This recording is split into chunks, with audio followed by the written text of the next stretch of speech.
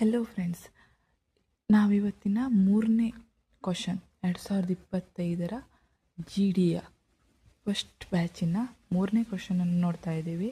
ಇದರಲ್ಲಿ ಕ್ವಶನ್ ಕ್ಲಿಯರಾಗಿ ಕೊಟ್ಟಿದ್ದಾರೆ ನೋಡಿ.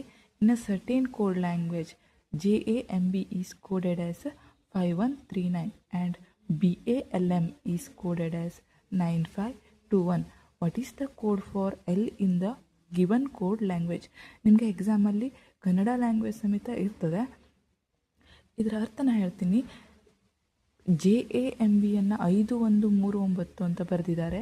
BALM 9521 ಅಂತ ಮೆನ್ಷನ್ ಮಾಡಿದಾಗ L ಯಾವ ಕೋಡ್ ಲ್ಯಾಂಗ್ವೇಜ್ ಆಗ್ತದೆ ಅಂತ ಇಲ್ಲಿ ನೋಡಿ.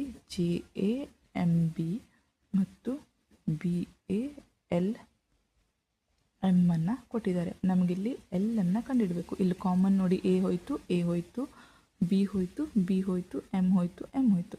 ಅಂದರೆ L ಇಲ್ಲಿ ಉಳೀತದೆ. ಅಂದರೆ 5 1 3 9 JAMB ಇದು, BALM ಇದು 9 5 21. ಇಷ್ಟರಲ್ಲಿ 5 ಹೋಯಿತು, 1 ಹೋಯಿತು, 1 ಹೋಯಿತು, 9 ಹೋಯಿತು, 9 ಹೋಯಿತು. 2 ಕಾಮನ್, 2 ನಮ್ಮ ಆನ್ಸರ್ ಆಗಿರ್ತದೆ. Thank you.